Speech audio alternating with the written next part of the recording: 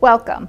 I'm Maria Jimenez Lara, CEO of the Naples Children and Education Foundation, founders of the Naples Winter Wine Festival. Good afternoon, or good morning, wherever you may be joining us from. We're so happy to have you here today with us to celebrate the success and generosity of the donors and supporters from the 2020 Naples Winter Wine Festival. While we wish it could have been possible to celebrate in person, we hope that you're as excited as we are to have this incredible opportunity to prepare brunch with Chef Cassidy Dabney from Blackberry Farm and chat with Olivier Krug from Krug Champagne. We thank you for not only attending the celebration brunch today, but also for all of your support at the Naples Winter Wine Festival. Because of you, we're able to make a huge difference in the lives of at-risk and underprivileged children here in Collier County. Since our inception in 2001, NCF has provided services to more than 275,000 children in the categories of child advocacy, early learning, medical health care, and out-of-school time, in addition to our multi-year collaborative strategic initiatives. With your generosity this year alone, we've been given the privilege to invest over $20 million into the organizations that continue to provide much-needed programs that serve at-risk and underprivileged children in our community. None of this would be possible without the hard work and dedication of our 2020 festival chairs, Barbie and Paul Hills, Nancy and Joe Masterson, and Shirley and Pete Walsh. Today we are here to pay special attention and recognition to our Tastevin Society. We will start by recognizing our Tastevin Dior members. This designation is for those who have contributed or have winning bids totaling over $1 million or more. You will now see their names appear on your screen.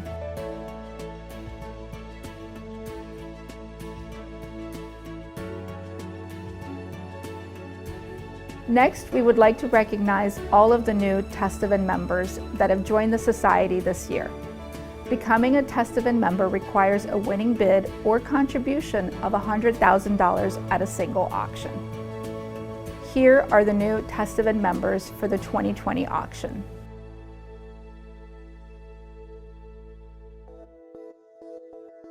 Now we will recognize our Encore Tastevin who have previously reached the Tastevin Dior designation.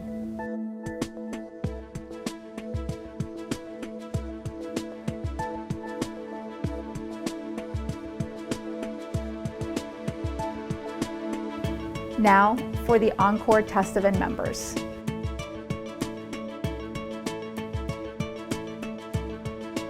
This concludes our recognition of the Tastevin Society members. Now we would like to take a few moments to recognize our Chevalier de la Fête Society that gives so generously, some year after year, whether it be donating their private yachts, providing access to their private homes and vineyards, or putting together private concerts in amazing venues. The Naples Winter Wine Festival would not be as successful without the donations of these generous individuals.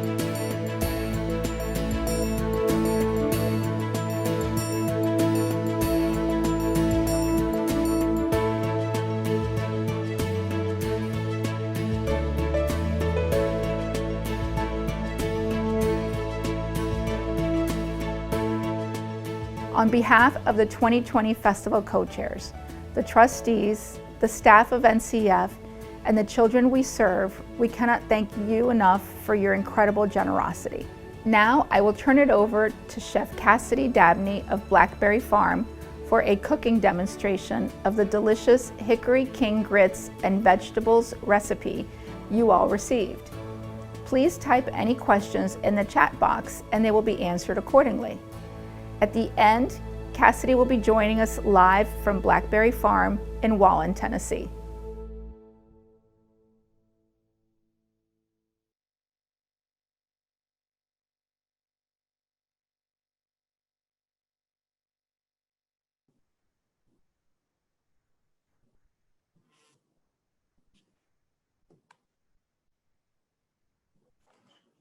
Here we are. Good evening, everyone. Before we move to Cassidy, I want to thank you, Maria, for your kind words. I want to welcome, I don't see your faces, but I guess that many faces that I've known so well for almost 10 years of participation of Krug to the Naples Wine Festival. I am Olivier Krug. I am the sixth generation of Krug Champagne. I am director of the House of Krug, and I am currently live from Reims in Champagne.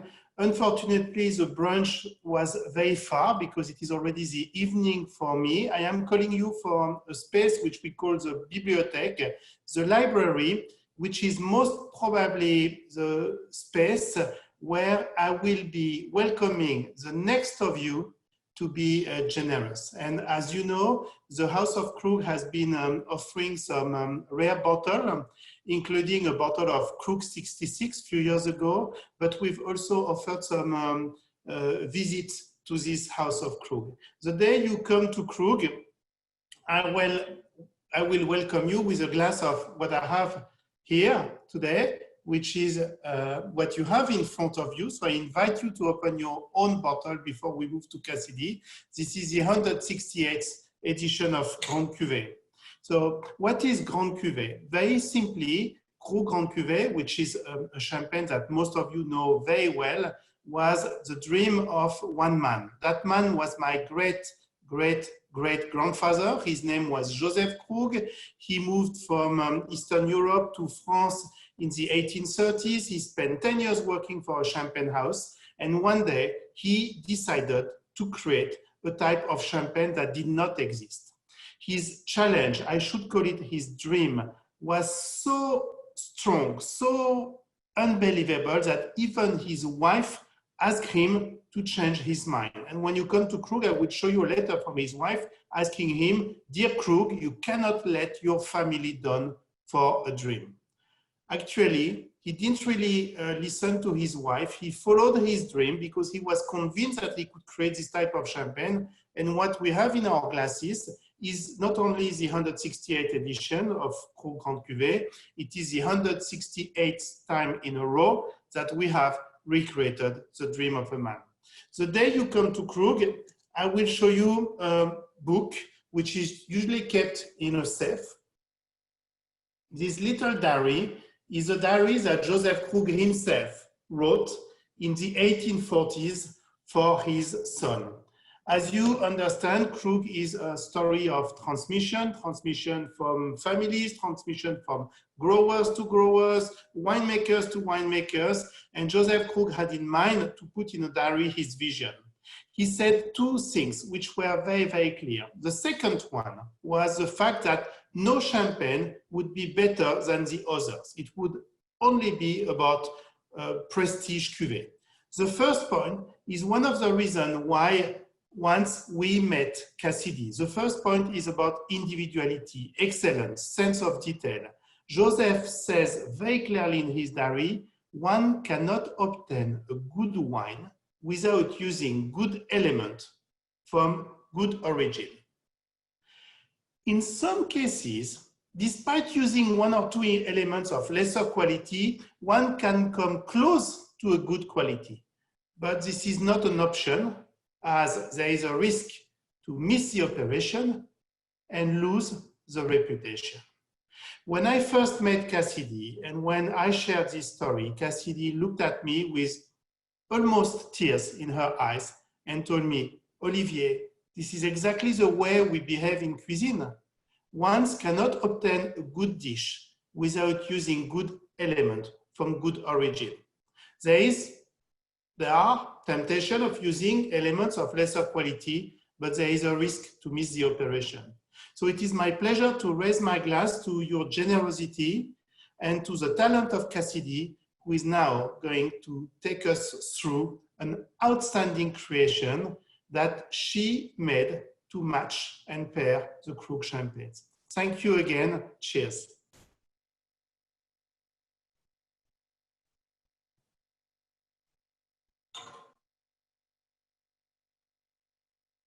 Hi, welcome Encore and Gold members to the Naples Winter Wine Auction Celebration Brunch.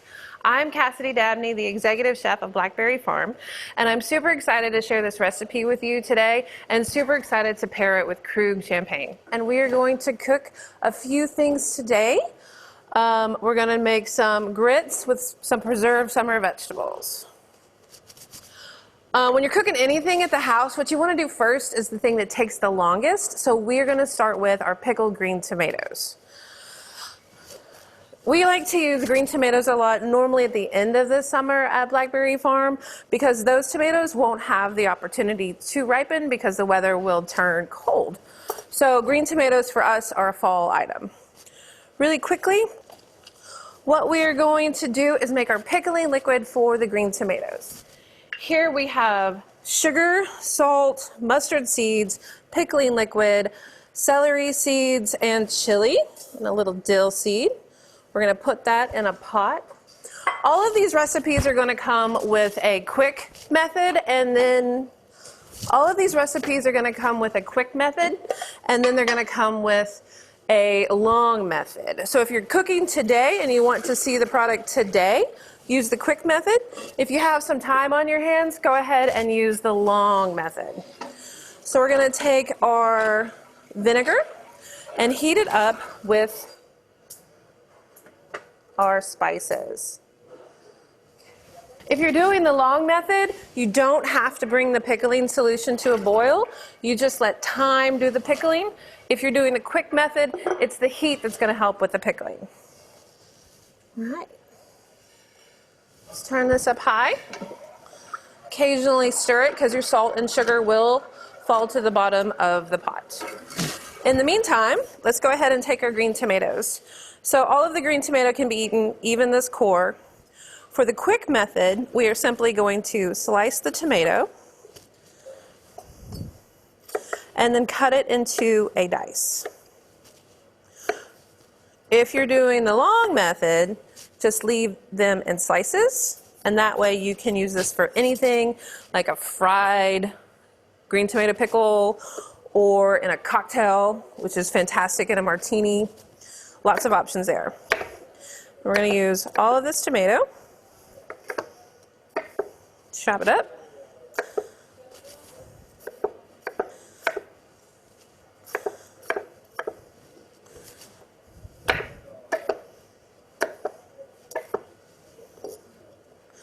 The recipe calls for 4 pounds of tomatoes, but if you don't have 4 pounds of green tomatoes, you can certainly use this pickling liquid for anything coming out of the garden.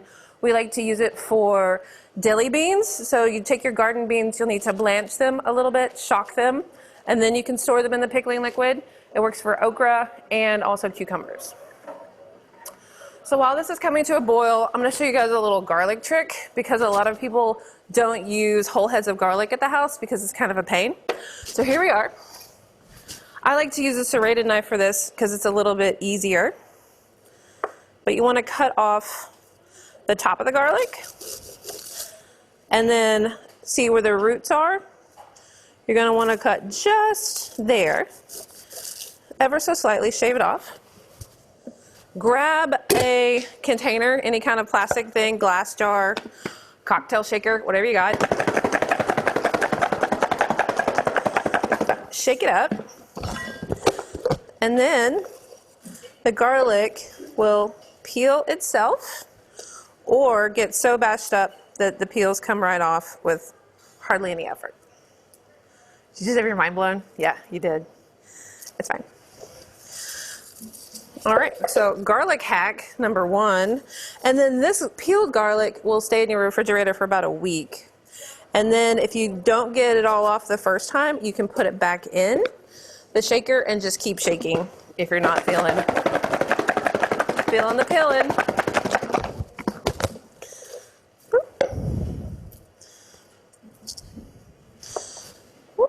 So you'll put 16, I think it is, cloves of garlic. Obviously, if you want to half this recipe, no big deal. If you want to quarter this recipe, even less of a deal. It's just whatever you want to do. We're going to take our jars. I'm kind of like my grandma in that I just keep jars from every dang thing that I buy. So like spaghetti sauce or pickles or whatever.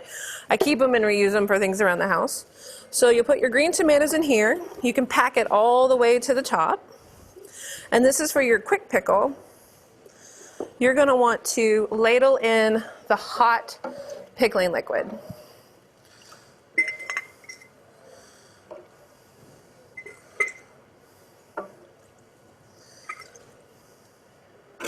Go ahead and let that sit at room temperature for about an hour, and then you will have pickled green tomatoes.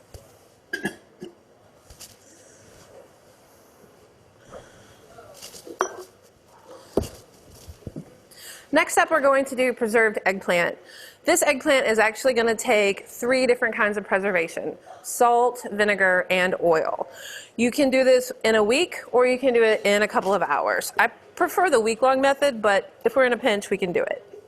Cut the top of your eggplant and the bottom of your eggplant.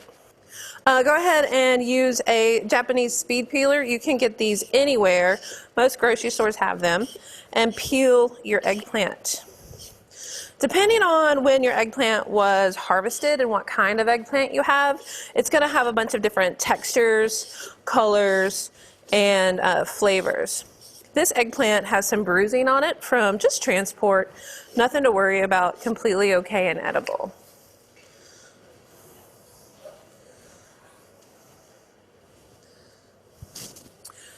Next, you want to take your eggplant and dice it.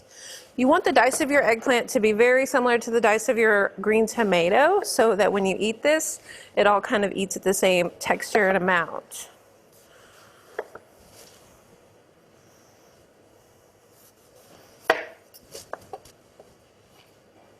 So we have equal slices of the eggplant, in case you want to know how to dice. And then you just slice again.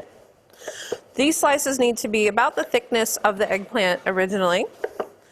And then you go back here and dice.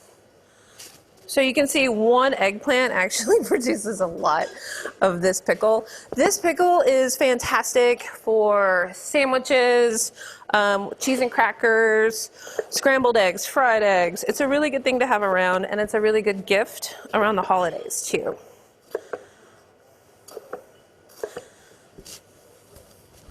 So we're going to take our eggplant dice. We're going to put it in a large bowl. And this might be a little bit of a scary step for you, but it's not that big of a deal. But you're going to want to coat it in kosher salt. I like to use diamond crystal kosher salt because it has a lighter flake, but it's a pretty aggressive amount of salt. This salt is going to pull out all of the moisture in your eggplant so that we can replace that moisture with vinegar and oil later.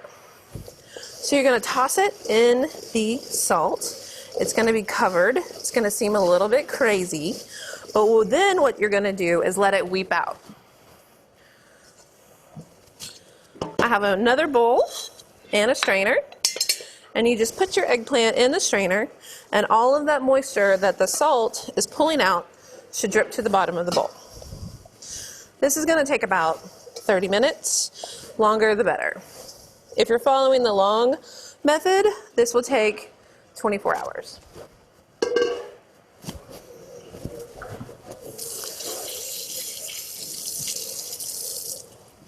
So for the sake of time, I went ahead and salted some eggplant. This is a different eggplant, variety of eggplant than this one.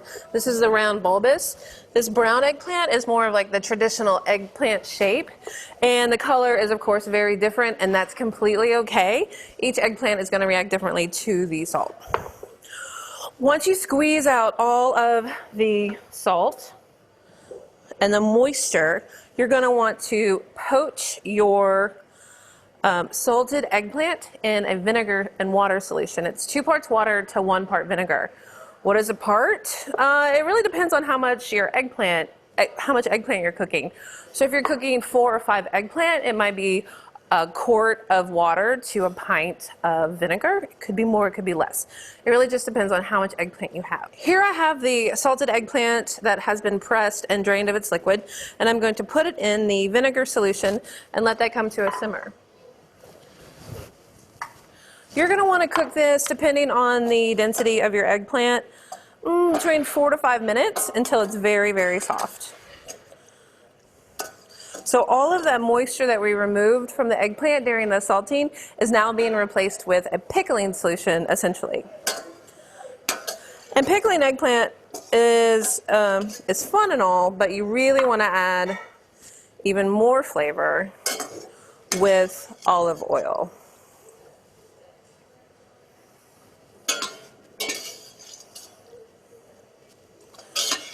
So we're going to take some olive oil. Here at the farm, we like to use Georgia olive oil. It's just simply an olive oil from Georgia. They're not very creative with their name, but it's what it is. And we're going to bring this to a simmer. And we're going to put our eggplant in it when the oil is still kind of cold. That way the water that is in the eggplant has time to evaporate without splattering you in the face. So we're going to take our pickled eggplant, put it in the oil, and bring this to a simmer.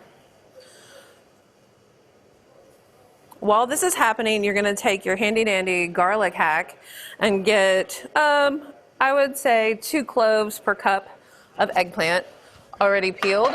And then you're going to want to slice them on a mandolin. To do that, you take your handy dandy, very scary blade on a little plastic board and set it to the thickness that you would like your garlic to be. And then very carefully, and unless you've got a lot of practice, very slowly, slice your garlic. The sliced garlic in this recipe, if you really, really like garlic, and I really, really like garlic, I would go up to 5 cloves per cup of eggplant, but that's just me. And then I use the palm of my hand there for that last little bit. Of course, you can put all of it in the pickle. It doesn't really matter.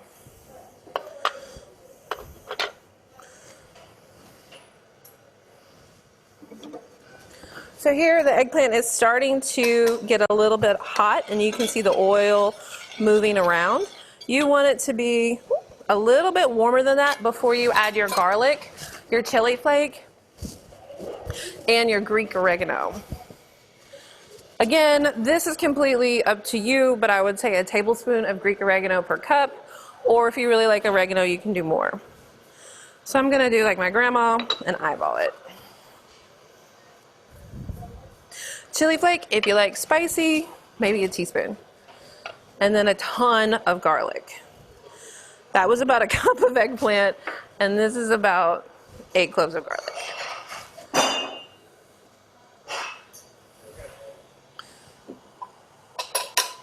We're going to stir all of these things together. Let this come to a very, very gentle simmer. And then we're going to turn off the heat and allow it to reach room temperature before we use it for the recipe.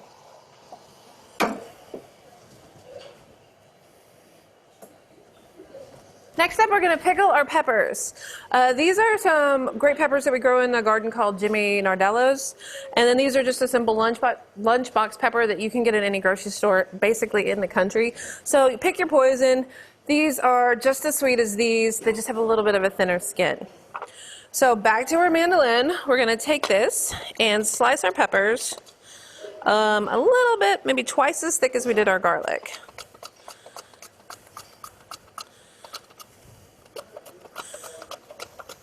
And then I would recommend, because peppers are cheaper than Band-Aids, stopping about right there before you cut your finger off, just if I were you. But you do you. And we're going to keep doing these with a bunch of different colors of peppers. I have called these Jimmy Nardellos everything from Ted Nugent's to Kurt Cobain's. I cannot for the life of me remember the name of this pepper most days. So I'm kind of proud of myself for remembering Ted Nugent? Jimmy Nardello. Jimmy Nardellos.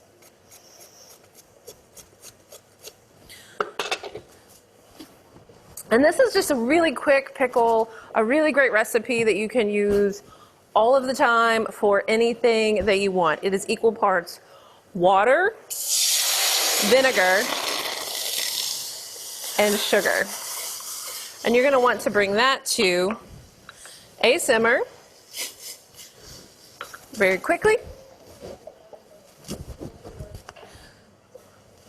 And then back to our reused jars. This looks like it might have been pickles. Go ahead and put your sliced peppers in the jar. And then just so easy, take your pickling liquid and pour it over the peppers. The pickling liquid from any and all of these pickles is really great for a lot of other things. For the green tomato, you can strain off the green tomato and the spices, and then you can slowly whisk in some butter and make a pickle butter. It's great for steaks or fish. This pepper vinegar is really fantastic in vinaigrettes, so you get a dual purpose for all of those recipes. And then the oil from the eggplant, really great as an oil in that vinaigrette we just talked about. So next up, we're going to cook grits. All of this seems pretty easy, pretty straightforward.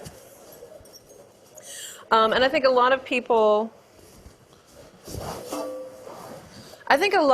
get grits wrong because they haven't had a good grit. I know growing up, we had quick grits, and those are just not very good. So real grits take a little bit of effort. We're going to go ahead and get our liquid boiling. For grits, you want 4 parts liquid to 1 part grit. So I like to do 2 parts milk and then 2 parts water. Go ahead and put a little salt in that and let it get boiling. Here at the farm, we like to use Hickory King grits. We grow the corn in the garden, we dry it in the garden, and then we like to grind it day of right before we use it, kind of like coffee, in that the flavor of the grits stays a little bit fresher, a little bit brighter, a little bit sweeter when it's freshly ground and then cooked immediately.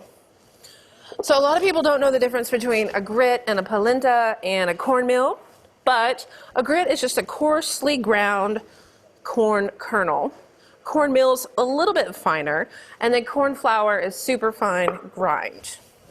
Little known fact, I found out when my dad was a kid, they got charged extra for doing multiple grinds.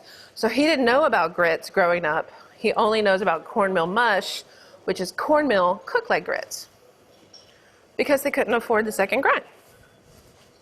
Little story. Obviously, if you want to make your grits a little bit richer in flavor, you could use chicken broth or beef broth to flavor them, which is really great. So we're going to take our boiling liquid and actually let it come to a pretty rolling boil. One time in Austin, I was standing too close to the little Bunsen burner. My apron caught on fire. It was funny. Yeah, it was funny. Got a lot of laughs out of that one.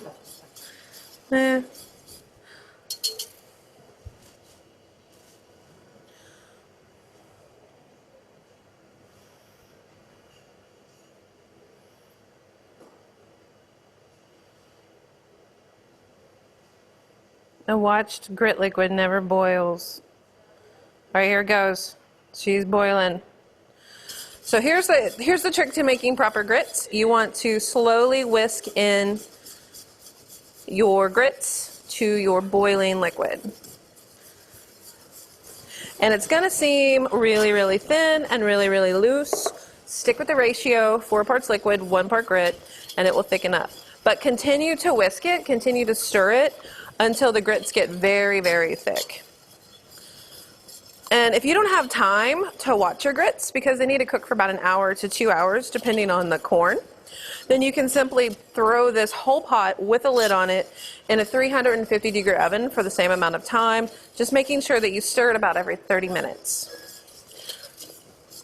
So I'm not sure you can see here, but the grits are starting to come together, and now you can see the bottom of the pan. Once they come together and really start to thicken up is when you reduce the heat to low. If you're doing other things in the kitchen, just have a spoon and a piece of paper next to it that says, "Stir me, please." That's what I do. Kind of lazy, but it works. Most people are like, okay, I'll stir you. But you simply keep cooking them, stirring them often, every few minutes for about an hour and a half to 2 hours. And then your finished product is going to look like this. So we'll scoot this back. And then I'm going to show you how to finish this dish. It all seems like a lot, and it is, which is why you go out to eat instead of cooking at home. But I'm guessing that we all have a bit of time on our hands right now, so probably have enough time to try these recipes out. I'm just going to go ahead and heat up these grits that we have cooked previously, because ours are long. And then we are going to take our pickles. I have some pickles that have already been made, and these were all made the long method, so these took about a week total to make. Very easily, you're just going to combine equal parts of the peppers, the eggplant, and the green tomatoes with the pickling liquid in a pot and heat it up. So these grits are getting to be a little bit warmer, and the trick too, and don't be scared, a really tasty grit, which is an unfortunate name for something so delicious, is a lot of butter. So this is about 2 cups of cooked grits, and I'm gonna add about a stick of butter to it. It's fine. It's brunch. You're gonna melt that in. Check the seasoning. I'm gonna go ahead and add some salt.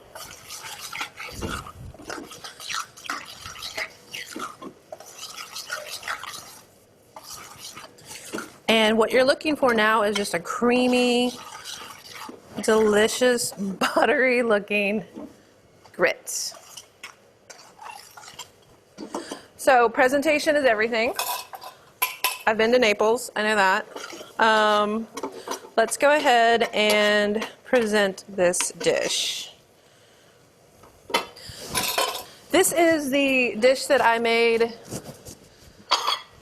This is the dish I made when I was in Oaxaca with Krug in 2019. And it was so much fun making this dish in a makeshift kitchen. It was fun. And using the local grits. So we're going to take our plate, these beautiful plates made locally in East Tennessee by Leanne McQueen. You're going to spoon the grits into the center of the plate. Next, you take your hot pickles, and here you have the oil from the eggplant, you have the vinegar from the peppers, and you have the pickling liquid from the green tomatoes. So this is a lot of smell, and it's a lot of flavor. And that's going to cut through the richness of the grits pretty aggressively. Just like that. I'm going to take some fennel pollen. So when the fennel flowers, it's going to produce pollen, and you just shake that off in the end of summer on paper, and then you can store it all year long. I'm going to sprinkle some of that on there. And then, because we grow our own corn, we like to do as much with it as possible. So we've taken these kernels and we've cooked them in lye and made hominy. We take that hominy and then we fry it and use that as a crispy element on top. If you don't have time to do all that, which you might not, you can also buy corn nuts. Those work. Or Fritos. I like a Frito. And just like that, 6 to 7 days later, you have a delicious dish. Let me know if you have any questions. And also, thank you, Naples Food and Wine, and thank you, Krug. Very excited to be partnering with you.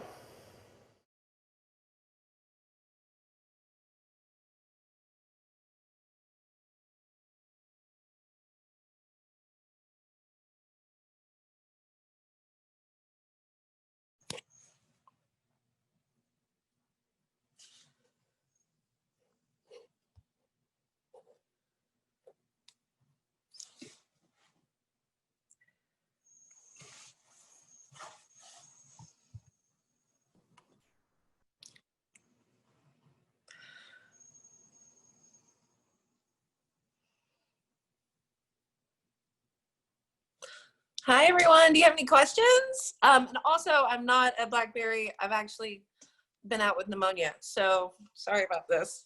It's a lot.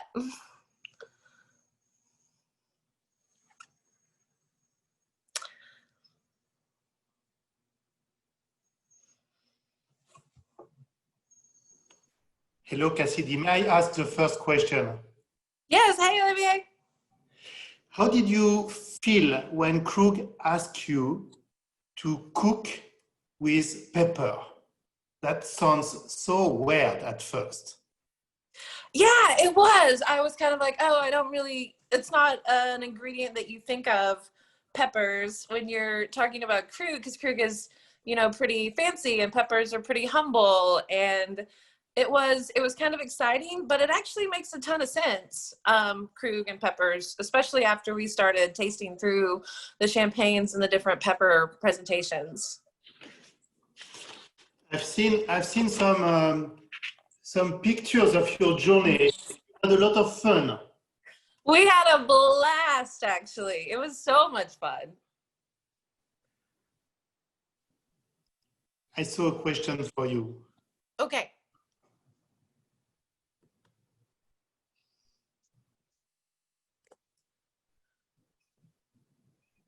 They'll ask you, how long do pickles keep? This look good, by the way. Okay, don't tell the FDA what I'm saying here, but the pickled peppers can last for about 4 months, the eggplant about 6, and the green tomatoes about 6 months. But all of those peppers need to be refrigerated unless you're good at canning.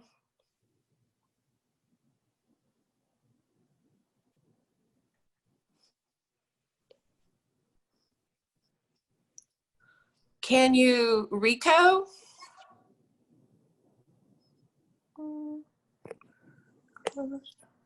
Can you all hear me? Yes, I can. You can. Okay, great. The pneumonia head is not great, to be honest. Any other questions, guys?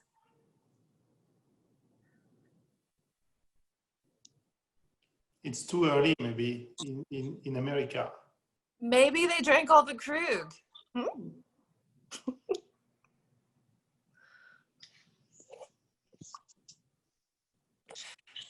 No more.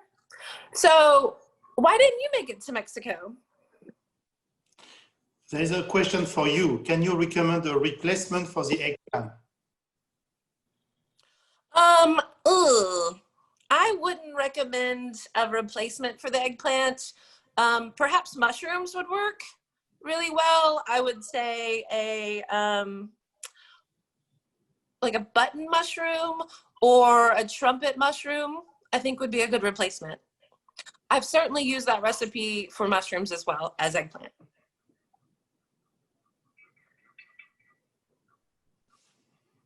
Seems there are plenty of questions. Where are they? I don't know how to do Zoom. On the chat box. Chat box. Below? Chat box. You're gonna have to just ask me the questions. Okay. So Bruce is asking you, can you tell how champagne competes pepper? Complements pepper. Yes. Okay. So I think the kind of the effervescence and then the acidity in the pepper kind of works like if you think about pepper in a kind of south of the border place, like with lime, those two complement each other really well because there's this acidity, there's a little bit of sweetness and a little bit of effervescence, and they really balance each other out. If I may comment, I like what you say because you describe so many things that at first do not seem to be part of the same word. Effervescence, richness, acidity, and this is what at Krug we like to express in our champagne, to have a champagne with many facets. You know, and hopefully our friends have all opened their glass of Grand Cuvée already this morning, and this is the best time of the day to test. You are testing in the morning, and this is the time when us plus the tasting committee we like to test the champagne. And when you are tasting now, if you had already your first sip of Grand Cuvée, you probably all got your explosion of flavors. And this is what makes Krug so exciting with great food and pepper, I personally think. Agree, totally agree. A question for you, is there a protein you like to add to grits? A what now? A protein? Oh, a protein. You can certainly add a fried egg to grits, or pork is pretty traditional with grits, be it bacon or country ham or pork belly. Those are all really good with grits as well. And John is asking what other summer vegetables would work with this dish, in this dish? Oh, zucchini, squash, okra, those all work really well. Tomatoes work. And the benefit of peeling the eggplant, aesthetic or taste? It's both My texture. wife asked me the same question last week, so I want to know. So thank you, John, for asking. It's texture and taste. Sometimes the peel can be super bitter. If the eggplant was picked after a really hard rain, it could be kind of mealy tasting and extremely bitter. If it's been really dry, which eggplants typically like dry weather, it can be extremely bitter and tough. So removing that will help with the consistency. Where do they produce olive oil in Georgia? It is in northern Georgia. It's actually a bunch of different farms. So before cotton was king in Georgia, hundreds of years ago, olives were grown because people were bringing their olives from whatever country they were from. Cotton took over, and since cotton is less popular these days, olives have been taking their place. Do you serve this dish at Blackberry Farm? Oh, yeah, we do. I actually have a hard time taking it off the menu because people request it when it's not on the menu. And if you can imagine, it takes a hot minute to prep. So I have to keep the ingredients around just in case. Yeah. So you asked me a question a few minutes ago, and you said, why didn't I go to this trip in Mexico to discover the kingdom of great peppers? It's because you had the chance to travel with the Cellar Master. And this program that we have with great friends and chefs around the world, looking and working around a single ingredient, is very similar to what the Cellar Master, the winemakers, are doing at Krug. And most people think that champagne comes from champagne and we add bubbles, and some might know that we have only 3 types of grapes: Chardonnay, Pinot Noir, Meunier, and some people, and probably most of you who came to my master classes or the wonderful dinner we had in Naples, you know much more about Krug. And you've probably heard that champagne, just like other wine regions, is made of thousands of little fields. And even the same Chardonnay grown in the same village, if you cross the road, will not give exactly the same character. And you know well, because this is exactly the same with your own ingredients. And some years ago, we were talking and sharing with chefs about the creation of Krug, and these cooks in Hong Kong at that time told me, said, Olivier, this is exactly what we are doing. You know, sometimes we may select a simple ingredient such as an egg, a mushroom, a pepper, and use it to make an outstanding dish. Just like you at Krug, sometimes you might select a grape from a village that no one has heard about and use it as one of the main ingredients of Krug. So to make a long story short, we decided to build this program that you are part of, my dear Cassidy, inviting some chefs to be extremely creative with no limit around a single ingredient, pairing it with Krug. And this is why this program was led by Eric Lebel, our Cellar Master then. It's a fantastic program. Getting together with all of those chefs from all over the world, it's an opportunity that I am very, very thankful for. But I have kept in contact with every single one of those chefs, and we maybe on a monthly basis chat about how's it going. And especially during COVID, like on a global way, we kept checking in with each other to see if we were okay and how their restaurants were and what was going on. And it's just kind of, it's remarkable. And thank you for that. Thank you to you. And there is another question from Joe.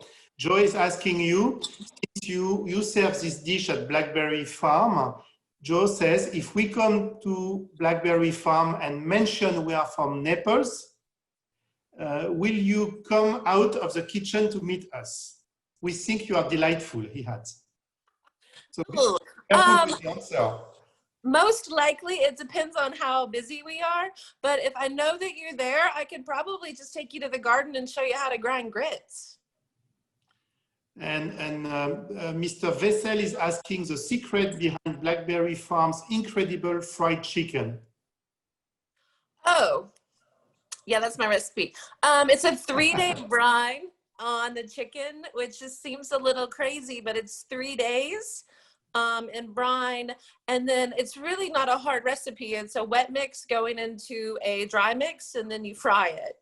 And I think just having done it so much, I kind of maybe underestimate the difficulty level, but it's pretty simple, and I believe we have the recipe on the website.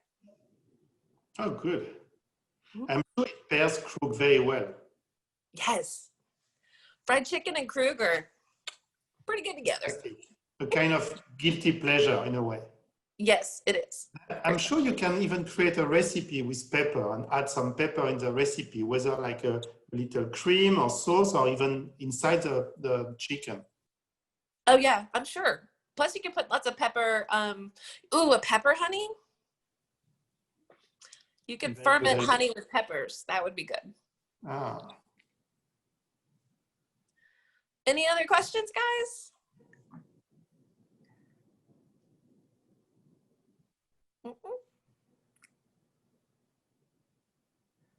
Nope. Any questions about mushrooms? I also do mushrooms. Big mushroom cook here. Nope. Me, I have a question. When do you think I can travel back to my dear US and come to Blackberry Farm? I'm hoping as soon as possible because I am also chomping at the bit to travel. So soon, I hope. My last flight, my last time on the plane was on February 29th. Jeez. My last time eating out was March 15th. Yes. Oh my God. Yeah. We had a beautiful spring, despite we were stuck at home, and that was a good news that I want to share maybe with our friends, because we had not only we had a good harvest, but we had the earliest harvest in history. And while usually I remember mid-September was a time to start planning about the harvest in Champagne is over for 10 days already. And you cannot see the wall on my right, but 5 meters on my right, on the other side of this wall, is the cellier. And the cellier is a big room where we have vinified all the 2020 Pez wines. And if you come to the cellier, it looks a little bit like your cooking platform earlier in the video. It's full of little pots. And Krug is a very tiny house. You know, what we produce and what we bring in could fit in 2 or 3 big vats elsewhere. At Krug, we have the equivalent of 4,000 little pots, because we want each of the ingredients, each of the little plots from which we source the grapes to be vinified separately. So this will lead to something like 300 preparation. 300 preparation. They will be tested twice. That means 600 tastings. 6 people at least, which means that the day we will be able to talk about the 2020 harvest, we will talk on the base of 3,600 tasting notes. Imagine the size of this book, if that was your tasting book in the kitchen. More than 3,000 tasting notes just to understand 2020. And on the base of this tasting note, Julie Caville, because you are a chef, as we say in French, but Julie Caville became the chef de cave, the cellar master of Krug. So this is the first time ever we have a lady leading the tasting committee at Krug. Julie Caville will select some of the ingredients of the year to start working on the next edition of Grand Cuvée. And of course, even in the best years, she will not get all the ingredients she needs from a single year. This is why at Krug, we keep a lot of ingredients from the past, which we call reserve wines. And Julie will bring from these reserve wines some elements in order to recreate what we call the fullest expression of champagne. If you have your bottle of Krug 168 edition, I'm talking to our friends, on the back of your bottle, you have a little number, which is called the Krug ID. If you Google this number, or if you use the Krug appli, which by the way is free, so there is nothing free at Krug but the Krug app. So if you enter this number on the Krug app, you will find the full story about this specific champagne. And you will see that this champagne is made of 198 ingredients, ranging from 2012 to 1996 through 11 different years. 198 elements in this champagne. Of course, I don't want to be too technical, no, I don't want to steal the show and the stage, but this is something we share. And myself, as the sixth generation of Krug, I love sometimes shutting my mouth, believe it or not, standing in the back of the room and listening to the wonderful conversation that Julie and yourself can have. Because we have, and I'm talking to our friends, we have with the chef de cave and Cassidy, we have two wonderful artists, but they are not artists only because they master the craft. They are artists because they know if I may, the intimacy of each of the elements you are using. And I love so much looking at you and listening to you when you create this way. Thank you. You too. I saw one question about mushrooms. We just finished chanterelle season. We still have a couple of chanterelles on property, but right now we have a ton of black trumpets. I'm hoping to find a porcini, and then I'm looking for hen of the woods mushrooms right now on property. I have a question from Mr. Dixon, who was a generous bidder on the Krug lot last year. When can you come to visit? It's up to you. You come whenever you want. We don't have one. We have a double, triple red carpet for the guests at the moment, because as you can imagine, there are not hundreds of people coming to us. So you are welcome as soon as you can travel, as soon as you feel safe. Of course, you are welcome to Krug. We take care of the people. Safety of the staff is very, very important for us, and of course, safety of the guests. Unfortunately, John has finished his Krug. What kind of wine should we open next? John, I know you have some other Krug in your cooler. Just walk and open another one, I think.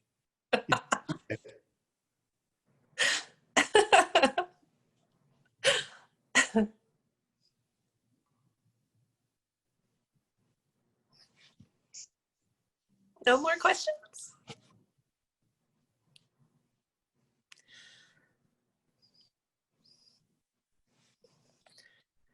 I love coming, Cassidy. I love coming to Naples with the House of Krug. We've been supporting Naples. I believe that Maggie, our president, and myself, we've been to most of the festival for the last 7-8 years. And I remember the face of most of our friends in Naples when the first time we took champagne out of the aperitif and we brought it to the table. And I've been in this industry 30 years, and this is one of my best memories ever. When I will always remember your smiles, your face, your tears for some of you, discovering that champagne is much more than a bubbly stuff that you drink quickly at the beginning of the meal. But champagne, like a great wine, deserves a proper attention. At first, from the service, you've seen my glass. My glass is not a flute. A great champagne cannot be served in a narrow flute. And I know you all have at home collections of beautiful flutes crafted by whatever big names. I am so sorry to tell you that the flute is good for flower, gazpacho. Maybe Cassidy can send you a nice gazpacho recipe, but please don't make champagne from a flute. It is too narrow to let the aromas express themselves. It's almost like listening to music with earplugs. You miss everything. So no flute. Do not serve it too cold, neither. Otherwise, it stays a bit hard. And champagne, of course, great champagne, of course, do match cuisine. So do not hesitate to pair your food. Whatever food you have, there are not many risks as far as you don't go into extreme. You know, you have to avoid extreme acidity, extreme bitterness, too much sugar, and then you can play a lot. And of course, champagne, like great wine, are bottles that can age a very long time. And you know that a great champagne will reveal its qualities through aging. I'm glad you mentioned that, because right now we have, I guess it's twice a week because our menu changes all the time, but we have a Krug pairing on our tasting menu with a fourth course, which is a vegan course of grilled okra with harissa that I made from sweet peppers and roses from our garden.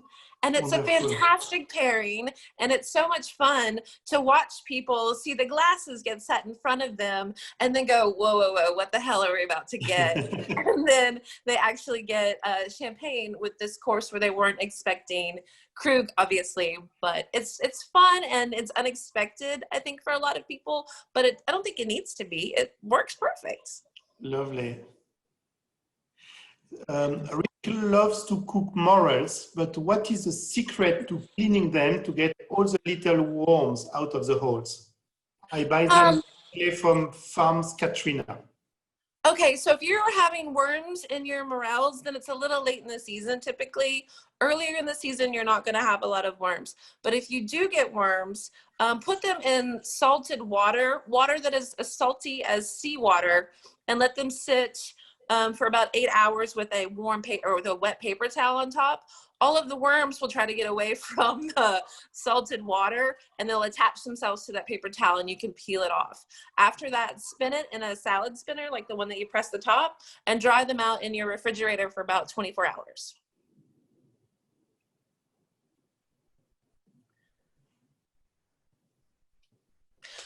It's unfortunate, but yeah, worms happen with wild mushrooms. Yeah. Do you guys have any mushrooms right now in France? Yes, they are coming. It will not be a great vintage because we had a very dry summer, so it's a bit disappointing. So I hesitate between the will to keep this great summer or the will to have a bit of rain to get mushroom. But I'm ready to sacrifice the mushroom for a few weeks still. I feel you. I feel you.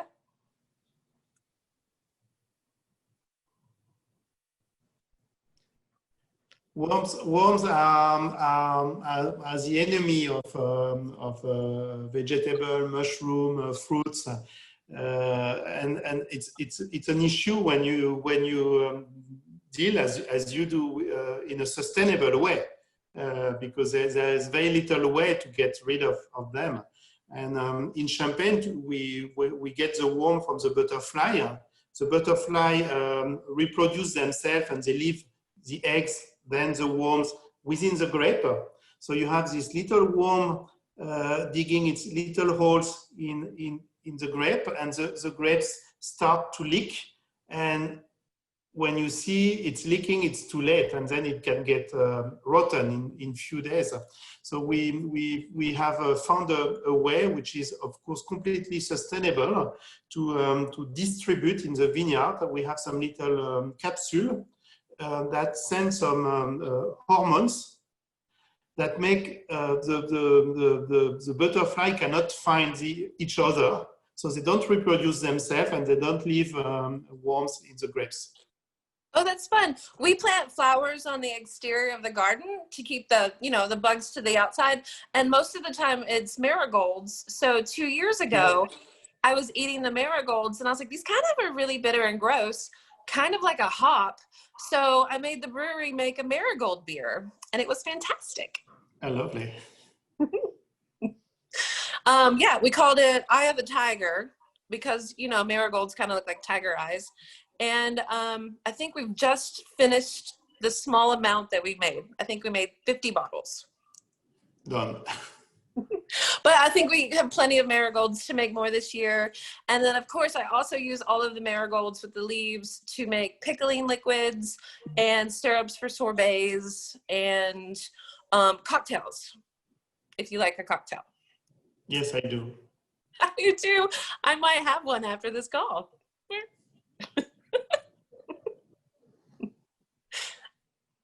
So this is fun. This is so much emotion to see you and to know that all our friends are in front of us in Naples or elsewhere. I think it's time to leave our friends to send at first a big thank you to you, Cassidy, because it was such a joy in my weekend to share these few minutes with you and to thank all our friends to confirm the support from the House of Crook for whatever will be organized next for the festival. I wish we can come next Jan and continue. And what you are doing for the kids is absolutely fantastic. I just want to share a little example of an initiative we have at Krug. In my back is the kitchen. So we have a chef. We have a little kitchen at Krug for the guests. And of course, during 4 months, we were not able to cook for the guests. So we, instead of asking the chef to go back home, we kept the chef and the team, and we asked them to cook lunch boxes for the students. So every day we delivered dozens or almost hundreds of lunch boxes to students all over the city and the region to make sure that these young people would not be starving while studying and preparing the future of our world. So I love your initiative. I love when I hear people saying bid high, bid often. It's all for the kids. Thank you very much, Naples, for inviting us on this Sunday morning. Thank you so much. See you soon. See you next year.